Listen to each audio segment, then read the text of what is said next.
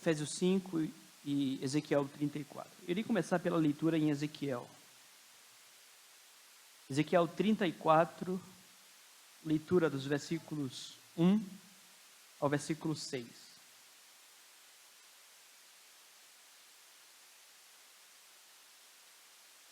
Assim diz a palavra de Deus. Veio a mim a palavra do Senhor dizendo: Filho do homem, profetiza contra os pastores de Israel. Profetiza e diz-lhes: Assim diz o Senhor Deus: Ai dos pastores de Israel, que se apacentam a si mesmos. Não apacentarão os pastores as ovelhas? Comeis a gordura, vestivos da lã e degolais o cevado, mas não apacentais as ovelhas.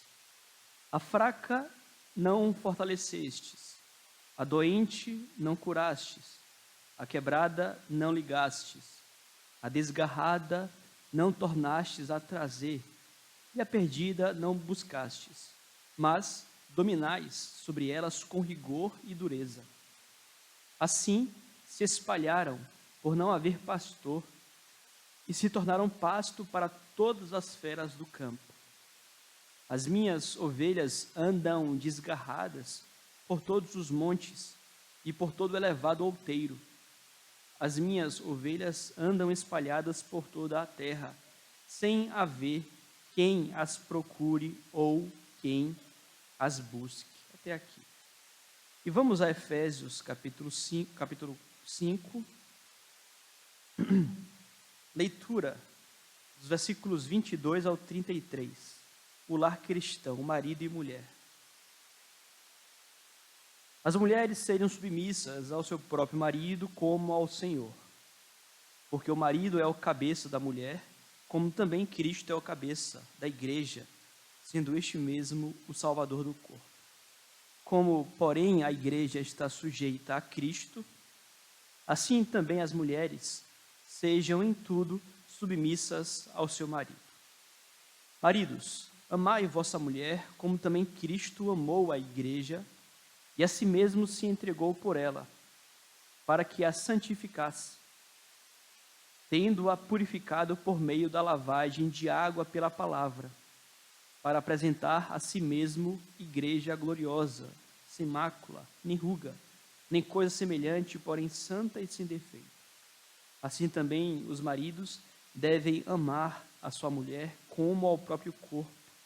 Quem ama a esposa, a si mesmo se ama. Porque ninguém jamais odiou a própria carne, antes a alimenta e dela cuida, como também Cristo faz com a igreja. Porque somos membros do seu corpo, eis porque deixará o homem a seu pai e a sua mãe e se unirá à sua mulher, e se tornarão os dois uma só carne. Grande é este mistério, mas eu me refiro a Cristo e à igreja. Não obstante, vós, cada um de per si, também ame a própria esposa como a si mesmo, e a esposa respeite ao marido. Até aqui. Há 2 semanas atrás, por ocasião do Dia das Mães, nós aproveitamos e com base em Efésios 6, trouxemos uma mensagem que falava sobre a importância de que filhos honrem os seus pais e suas mães. De lá para cá, nós fizemos uma pausa nas exposições de Números de João, para aproveitarmos passagens em Efésios, justamente para refletirmos sobre os nossos relacionamentos. Na semana passada, nós falamos sobre a importância da verdade quando meditamos em Efésios 4, 25, por isso deixando a mentira, fale cada um a verdade com o seu próximo, porque somos membros uns dos outros. E vimos como a mentira tem o poder de minar relacionamentos. É impossível existirem relacionamentos saudáveis onde há a mentira, a desonestidade, a falta de sinceridade. É impossível. Vimos, portanto, como a mentira traz consigo uma pata de Satanás, uma vez que Satanás é o pai da mentira. E como, portanto, Satanás e a mentira possuem um poder destruidor para acabar com relacionamentos e como isto reverbera em nossas almas, porque almas ficam também estraçalhadas por conta de relacionamentos mal resolvidos. Falamos, em segundo lugar, à noite, sobre também o perigo da ira. Em Efésios 4, 26, irai-vos e não pequeis, não se ponha o sol sobre a vossa ira. E vimos também como a ira, ao lado da mentira, é um outro grande inimigo das relações. A amargura em especial, nós falamos sobre isso. E vimos também como a ira também tem a pata de Satanás. Porque o versículo 27 diz, e nem deis lugar ao diabo.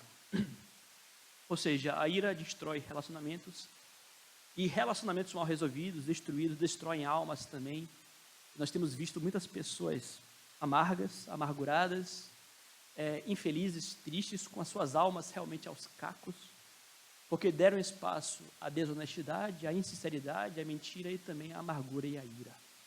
Lições que talvez sejam conhecidas, mas uma das funções da pregação da palavra também é nos trazer à memória aquilo que já aprendemos, mas esquecemos. Então temos aproveitado este período aqui para trazer à memória mensagens ou verdades talvez esquecidas. Hoje, nós iremos entrar no assunto casamento. Iremos falar sobre o papel do marido. Segundo a ordem de Paulo, ele começa a falar para as mulheres, mas eu inverti, uma vez que eventualmente nós começamos por esta ordem. Hoje iremos fazer diferente, iremos começar com os maridos. À noite, nós tratamos do papel das mulheres. Os irmãos notaram que fizemos a leitura em Efésios capítulo 5, texto clássico, que nos fala do papel do homem e da mulher. E eu li também Ezequiel, capítulo 24, um texto que fala acerca de pastores, os pastores de Israel. E talvez você possa se perguntar, pastor, o que uma coisa tem a ver com outra? Vejam, vocês podem perceber pela leitura em Ezequiel, que uma das razões para o fracasso espiritual ali em Israel se dava ao fato de que os líderes do povo, chamados ali de pastores, eram maus líderes, eram maus pastores. Então, Deus aponta claramente, repito, como uma das razões do declínio espiritual e da ruína ali em Israel, o fato de que os seus líderes eram péssimos líderes. Eram pastores ruins. E péssimos líderes, pelo menos por duas razões. Primeiro, porque eram líderes ou pastores egoístas. O texto deixa claro que aqueles pastores não estavam preocupados com as ovelhas. Eles estavam pastoreando a si mesmos, estavam preocupados apenas consigo, ou seja, vejam vocês que faziam mau uso da liderança em ganho próprio, em benefício próprio, às custas da saúde espiritual do povo de Deus. É um dos erros da liderança. E eram líderes ruins, porque em segundo lugar, não apenas eram egoístas, mas omissos também. Ou seja, não cuidavam quando deveriam cuidar, não agiam como deveriam agir, eram omissos, eram negligentes. Então vejam que a liderança pode falhar nesses dois aspectos. Pode ser uma liderança egoísta, uma liderança, portanto, interesseira, e pode também ser uma liderança omissa, daqueles que são toda a vida muito negligentes, muito presos a uma inércia e não se movem. E eu creio que a relação, sim, com os casamentos. Eu não tenho dúvidas de que a razão principal pela qual os casamentos estão se arruinando é o fato de que aqueles que deveriam ser os líderes, os maridos, os pastores, eles não estão liderando como deveriam liderar.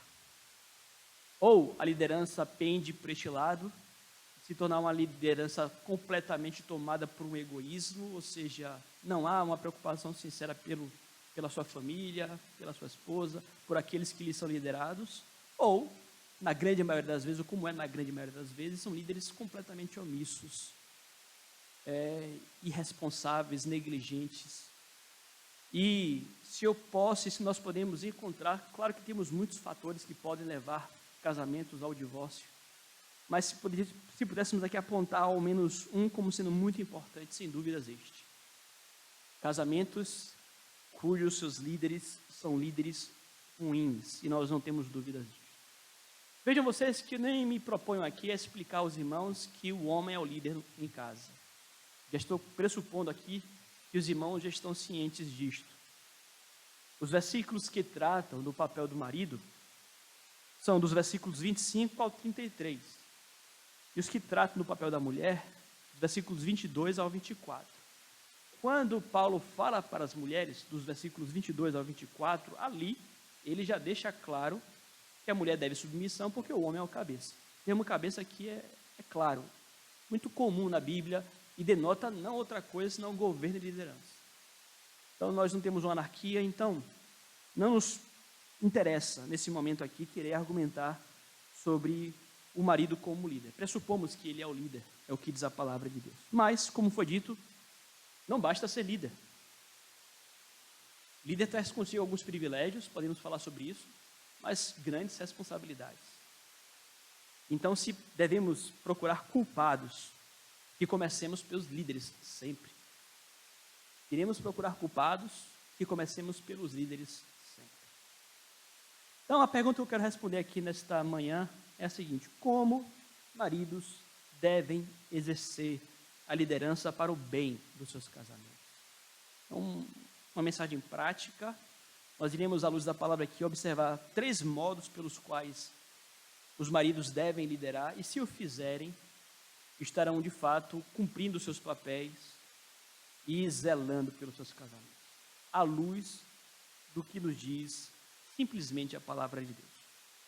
Como maridos devem exercer a liderança para o bem de seus casamentos? Em primeiro lugar, amando as suas esposas como Cristo amou a igreja. Mais uma vez, isso aqui, com quanto já conhecido, merece a nossa reflexão. Então vamos lá, versículo 25. Maridos, amai a vossa mulher, como também Cristo amou a igreja e a si mesmo se entregou por ela. Como é que o marido pode cumprir bem o seu papel de líder? O que é que envolve a liderança? Paulo começa. A liderança começa, antes de tudo, pelo amor. E talvez seja chovendo molhado aqui, mas é muito bom quando nós gastamos um tempinho para refletirmos nesse tal de amor. O que Paulo direciona aqui aos homens é esta clara mensagem: você que é líder, você vai liderar, antes de mais nada, amando e muito. Me parece que maridos esquecem disto com muita frequência também. O amor, obviamente, nos é um desafio. Nós vivemos numa sociedade onde o amor está se esfriando, mas o amor, de acordo com aquilo que a Bíblia nos traz, é algo intenso e profundo. Se há liderança, mas essa liderança não está relacionada e envolvida com um profundo amor, saiba você que é marido, saiba você que será marido, saiba você que é líder, e a sua liderança está fracassando. Então, você quer ser um bom líder? Você precisa atrelar, ligar, colar à sua liderança todo o conceito de amor. Todo o conceito de amor. Então, como foi dito, sem dúvidas, a maior causa dos divórcios se dá porque maridos não amam as suas esposas, ao menos como deveriam amar. E talvez alguém diga: não, pastor, eu amava assim. Amava de verdade, amava para valer. Não amava como deveria amar, com certeza, porque se amasse como deveria amar, certamente não haveria o divórcio. Maridos devem amar muito suas esposas. E eu digo muito porque o próprio apóstolo Paulo, ele é caprichoso, cuidadoso aqui, para nos colocar o parâmetro deste amor. Paulo, ele poderia escrever o seguinte: maridos, amem as suas esposas. E aí você poderia ficar com a dúvida no ar: amar quanto? O próprio Paulo responde: amar no padrão máximo. O seu padrão, o parâmetro que ele traz para você como líder, é o mais elevado possível, porque ele diz: amar como Cristo amou a igreja. E eu creio que quando você lê isso de coração e com sinceridade, você chega à conclusão de que possivelmente você não está amando sua esposa como deveria amar. Não é possível. Porque se você for considerar realmente como Cristo amou a igreja, é o parâmetro que Cristo traz aqui: amar como Cristo amou a igreja. E aí, obviamente, nós podemos meditar no amor de Cristo pela igreja, um amor egoísta ou amor abnegado? Completamente abnegado. Você não vai encontrar no amor de Cristo pela igreja um amor egoísta, pelo contrário. A Bíblia vai dizer que esse amor de Cristo pela igreja foi tão intenso que ele não poupou a própria vida. Ele desceu da glória, ele humilhou-se em sacrifício pela sua noiva, pela sua igreja. Ele não poupou esforços para doar-se ao máximo, porque ele deu a própria vida, deu tudo, portanto, descendo da glória para o bem-estar da sua noiva. Isso é amor. Então, o padrão de Cristo é outro. O padrão de Cristo envolve não egoísmo, não tirania, não interesses próprios, mas envolve a abnegação. E vejam que aqui Paulo está preocupado em tratar do assunto liderança. Porque ao falar de líder, naquele contexto então, muitas dúvidas poderiam surgir como existem hoje. Sim, líder, mas líder como? E aí Paulo traz para o casamento o exemplo de Jesus como líder. Então, maridos, como é que vocês devem liderar as suas casas? Tomem como exemplo de líder o maior dos líderes, Jesus. E vejam como Cristo liderou. Cristo é Senhor? É. Cristo manda? Manda. Cristo manda e nós obedecemos. Cristo é Senhor e nós somos servos. E ninguém aqui tem dúvida disso. Ele é Senhor, Ele é líder. Agora, mesmo sendo Senhor, mesmo tendo a palavra final, mesmo tendo a sua liderança inquestionável, indiscutível, como é que ele lidera? É com todo amor. Então, parâmetro de liderança é Jesus. Exemplo de líder é Jesus. E vejam como no exemplo de liderança nós temos o amor. É isso que Paulo está falando aqui. Amem como Cristo amou, liderem como Cristo liderou por meio do amor. Tanto é que quando você vai ao versículo 23, diz assim: porque o marido é o cabeça da mulher, como também Cristo é o cabeça, é o líder, é o chefe da igreja, sendo este mesmo Salvador do corpo. É aquele líder que vem para salvar. Ele vem para se fazer servo.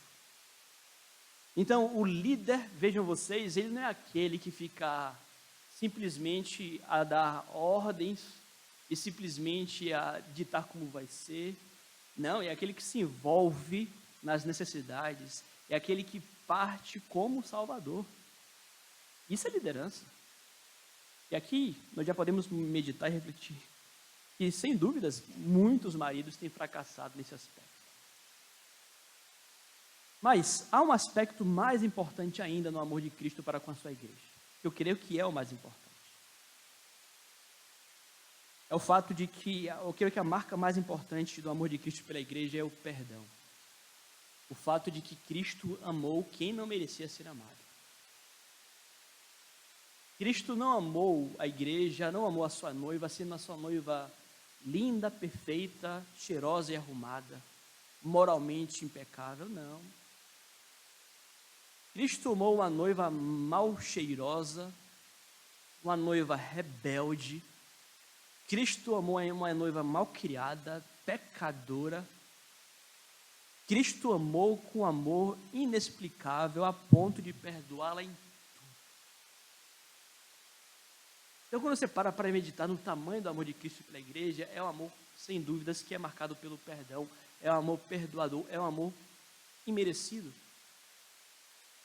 Então, para maridos aqui que devem amar as esposas como Cristo amou a igreja, isso quer dizer que você precisa amar perdoando. Amar perdoando. Quem ama, perdoa, não trata com amargura. Tanto é que, quando você vai ao texto paralelo desta passagem, abra aí, por favor, Colossenses 3,19. É a carta gêmea de Efésios.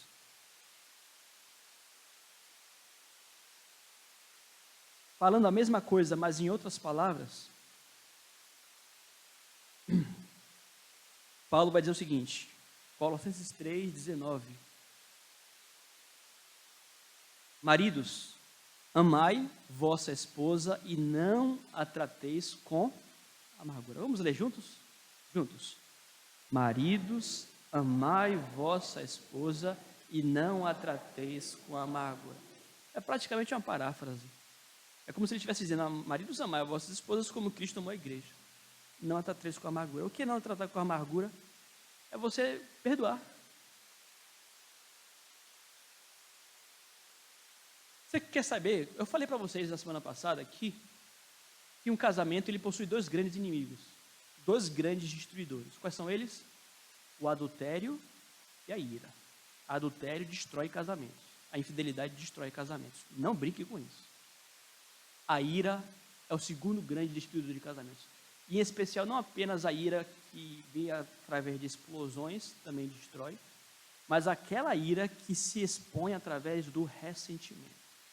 É aquela ira que vai de um dia para o outro. Caiu no coração, você guardou no coração, abriu brecha para o diabo, você se tornou uma pessoa amargurada porque você não perdoou. É ira. E essa ira destrói casamentos. E se tem alguém no casamento que não pode se dar ao luxo de guardar ressentimento, este alguém é o marido. O marido não pode.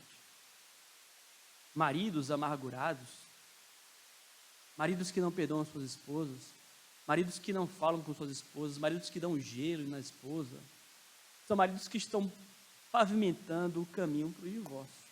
É a receita certa para o divórcio. Pode ter certeza. Pode ter certeza. Então vejam que o marido ele tem a obrigação de amar a esposa, e esse amor ele vai se mostrar em termos práticos. Em termos práticos isso envolve o perdão. Não tem conversa não. É claro que nós vamos falar mais à frente. Isso não quer dizer que o marido vai fazer vistas grossas ao pecado da esposa. Não é que o marido vai simplesmente não tratar do que tem que ser tratado. Não, ele vai tratar, mas sempre perdoando. E não há nada que você não possa perdoar. E aí você precisa lembrar do perdão que você recebeu. Porque Cristo te perdoou por tudo que você fez. E se você não perdoa, você não pode ser perdoado. Cristo te perdoou por tudo que você fez ao longo de uma vida, te perdoa todos os dias, portanto, não há nada que você não possa perdoar em sua esposa. Nada. Absolutamente nada que você não possa perdoar em sua esposa. Então, maridos devem perdoar tudo quantas vezes for necessário. Tudo. Os maridos, eles devem fazer o que Cristo fez. Veja, Cristo foi ofendido. Pense na relação igreja e Cristo. Cristo não foi o ofensor. Cristo foi o ofendido. Havia, portanto, aqui uma separação. Mas quem foi que buscou a reconciliação? Cristo. O ofendido buscou a reconciliação. Eles são, obviamente, de liderança aqui para os maridos. Marido e esposa brigam em casa. Ainda que o marido tenha razão, quem é que tem o dever de buscar reconciliação sempre? É o marido. Vejam, ser líder traz consigo alguns privilégios. Por exemplo, é o líder que tem a palavra final em casa. Ponto. Mulheres, vamos falar sobre submissão à noite. Não façam bico. Não façam cara feia para mim. Vocês fazem bastante. Mas em casa, quem manda é o homem. A palavra final é do homem. Ponto. Agora, isso traz consigo também, além dos privilégios, as responsabilidades. Qual é? Homens, você foi ofendido, foi injusto com você, mas você é o líder.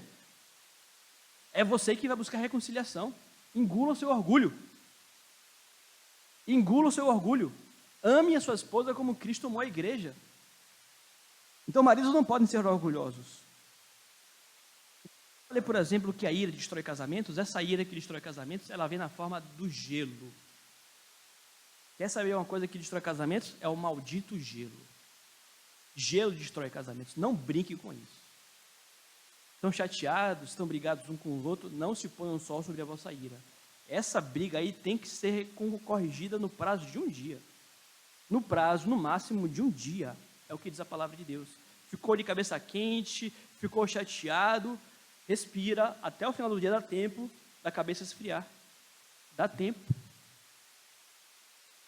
E aí nós vamos lembrar da palavra de Paulo acerca de amor, em 1 Coríntios 13, quando ele diz: o amor é paciente, é benigno, o amor não arde em ciúmes, não se ufana, não se ensoberbece, não se conduz inconvenientemente, não procura seus interesses, não se exaspera, não se ressente do mal, não se alegra com a injustiça, mas se regozija com a verdade. Tudo sofre, tudo crê, tudo espera, tudo suporta. Frequentemente, maridos vão ter que retribuir o mal com o bem, sofrer o dano.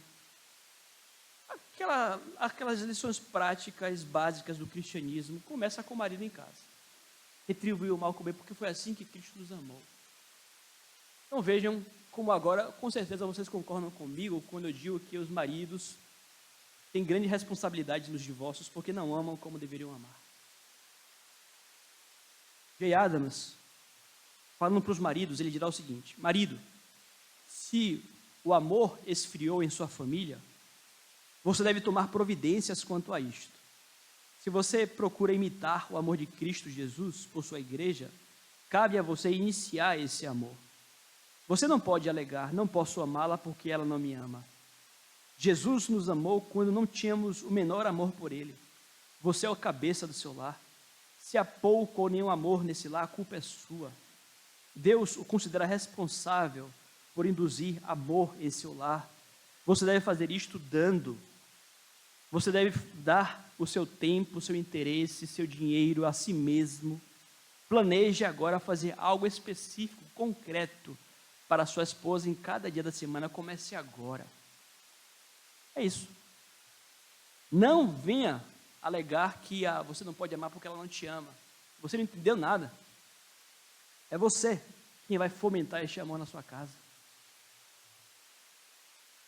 Então, para aqueles que são crentes, inclusive aqueles que possuem fé, é algo obviamente inconcebível a ideia do marido crente achar que pode estar brigado com a esposa, não falar com a esposa e se apresentar para adorar a Deus como se Deus não fosse se importar com isso. Lembre-se, isso é hipocrisia. Não pense que você pode ter um inferno em sua casa e na igreja achar que Deus não se importa com isso. Quando você lê 1 Pedro capítulo 3, versículo 7, Pedro dirá: mas vós, maridos vós, igualmente vivei a vida comum do lar com discernimento e tendo consideração para com a vossa esposa como a parte mais frágil. Tratai-a com dignidade, porque sois juntamente herdeiros da mesma graça de vida, para que não se interrompam as vossas orações. Então sabemos disso. Orações dos maridos podem ser interrompidas quando eles não amam a esposa como Cristo amou a igreja. Então, se você tem temor a Deus, se você se preocupa com o que Deus pensa a seu respeito, saiba que Ele se preocupa muito com a forma como você trata a sua esposa. Então, é lição da palavra de Deus e, obviamente, aqui nós fazemos muito bem em humildemente reconhecermos que precisamos da misericórdia de Deus. Porque já me adiantando aqui, como é que nós podemos, pastor, alcançar esse padrão tão elevado? Nós somos tão pecadores. É joelho no chão, é orando, é buscando os meios de graça, é encontrando graça no poder do Espírito Santo. Mas esse é o padrão. Lideramos amando a nossa esposa. Em segundo lugar, esse primeiro ponto foi um pouco mais longo, os outros dois serão um pouco mais curtos. Em segundo lugar, como é que os maridos lideram bem o lar, ou para o bem do seu casamento? Eles o fazem cuidando da beleza de suas esposas. Já parou para pensar nisso? O marido, ele tem a responsabilidade de cuidar da beleza da esposa, ou seja, ele tem um papel de cuidar para que a sua esposa fique cada vez mais bonita. Versículos 26 e 27. Acompanhe comigo. Para que a santificasse, tendo-a purificado por meio da lavagem de água pela palavra, para apresentar a si mesma igreja gloriosa, sem mácula, nem ruga, nem coisa semelhante, porém santa e sem defeito. Mais uma vez, Paulo está trazendo aqui para o casamento o padrão do amor de Cristo pela igreja. E aí, mais uma vez, nós nos perguntamos como Cristo amou a igreja e até onde foi o amor de Cristo pela igreja. Sabemos que Cristo amou a igreja, concedendo à igreja perdão para os seus pecados por meio do seu sacrifício. Mas o amor de Cristo pela igreja foi além do perdão. Cristo não apenas concedeu à igreja perdão para os seus pecados, não merecia, não apenas perdão para os seus pecados, mas Cristo foi além, trabalhando para que a sua esposa não apenas fosse perdoada, mas fosse cada vez mais santificada. É isso que ele tem feito. Cristo tem todo o interesse e ele está agindo assim para que, além do perdão, a igreja seja dia após dia aperfeiçoada, purificada, santificada. Ou seja, vejam que Cristo está preocupado ainda com a santidade da igreja e com a beleza, portanto, da igreja, numa linguagem metafórica. Então, é como se Cristo tivesse, encontrado uma noiva imunda, éramos nós, fedidas, éramos nós, e é como se Cristo desse um banho nessa noiva. É o que diz aqui. Um banho pela lavagem da água. E o que significa aqui a palavra? Água, já respondi. Tendo-a purificado por meio da lavagem de água pela palavra. Um banho de palavra, um banho de Bíblia. E aquela noiva ali fedida, fedorenta, agora perfumada com Bíblia. Lavada, um banho de Bíblia. Para apresentar a si mesmo, ele está preparando o casamento dele. Ele quer que no casamento dele, a noiva dele esteja lindíssima. Ele dá esse banho de palavra, perfuma, para que ela se apresente linda, gloriosa, sem mácula, nem ruga, nem coisa semelhante. Será que isso aqui tem alguma coisa a ver com o nosso casamento? Tem.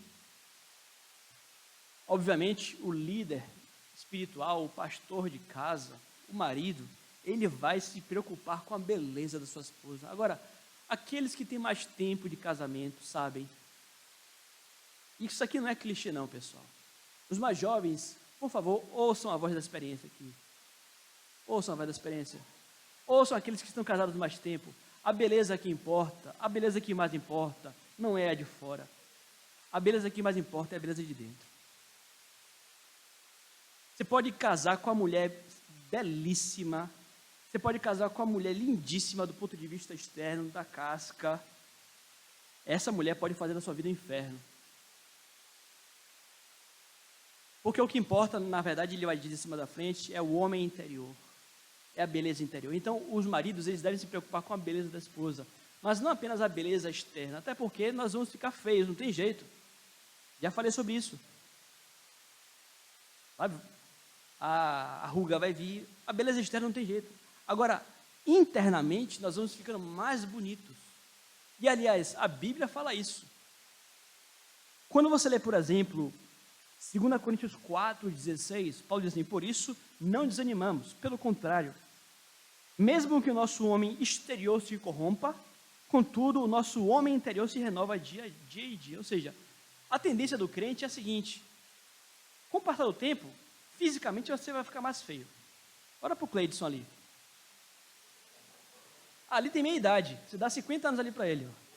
Não tem jeito, você vai ficar mais feio dia após dia. Agora, internamente, o crente vai ficando cada vez mais bonito. Então você pode ter uma noiva que vai engordar, e elas ficam aflitas com isso. Estou gorda, estou muito gorda. Ficam aflitas, porque é uma pressão, obviamente. Vão se cuidar, pode fazer o regime, não tem problema não. Fazer um exercício físico, natação, não tem problema não, ficar bonitinho para o marido. Agora, o que mais importa é a preocupação do marido, é a exigência do marido, não é com que a esposa se torne uma modelo. Mas a preocupação do marido é com que ela seja cada vez mais bonita de dentro para fora, mais santa. E para isso tem que lavar com Bíblia, tem que lavar com palavra.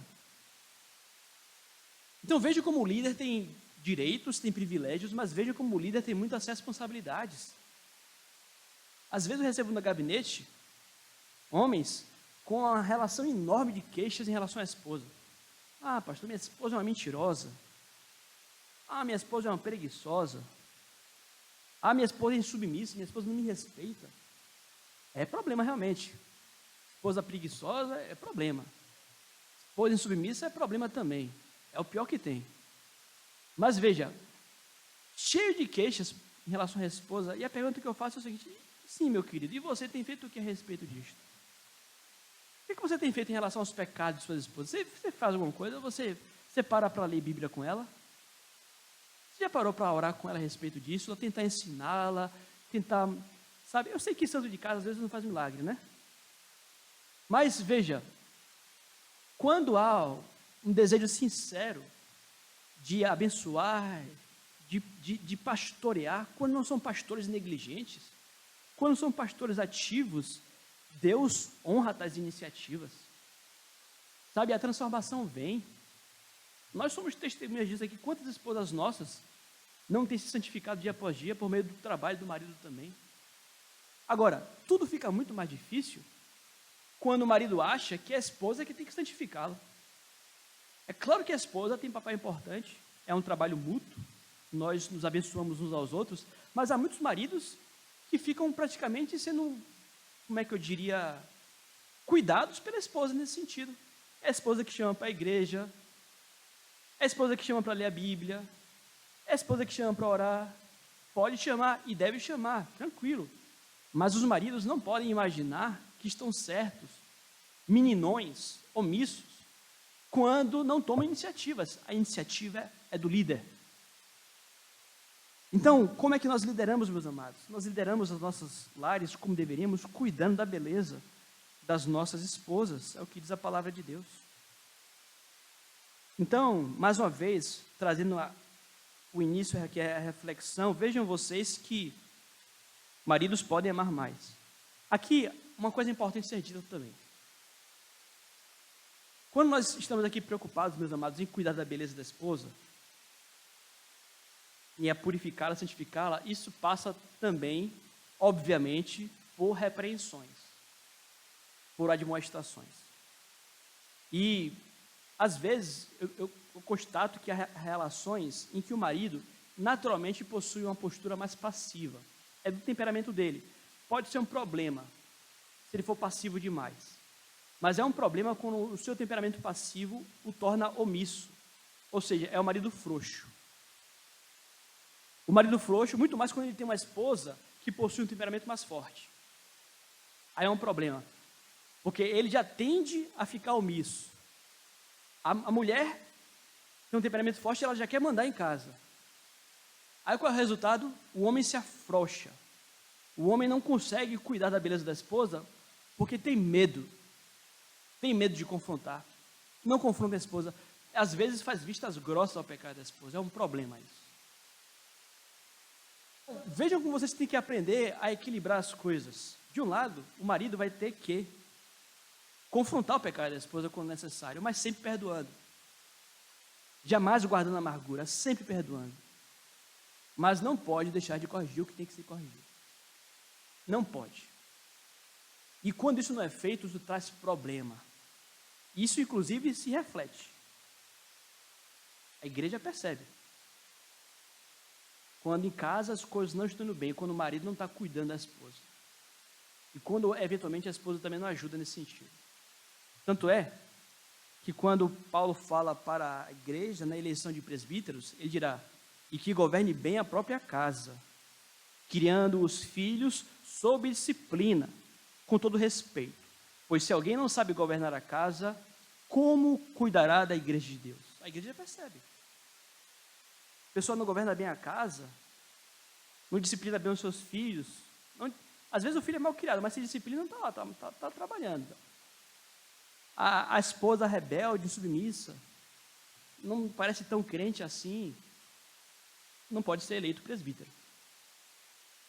Então, a Bíblia ensina que quem ama, corrige. Então, a correção é um dos aspectos do amor, sem dúvidas. Sabemos disso.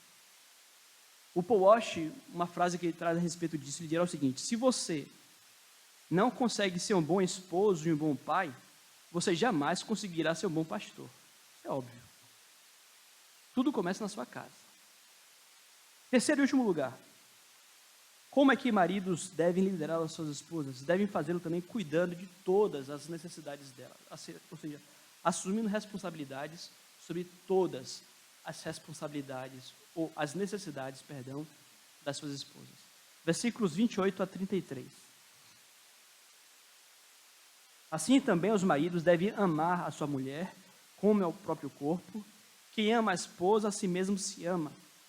Porque ninguém jamais odiou a própria carne. Antes a alimenta e dela cuida, como também Cristo faz com a igreja. Porque somos membros do seu corpo. Esse porque deixará o homem a seu pai e a sua mãe, e se unirá à sua mulher, e se tornarão os dois uma só carne.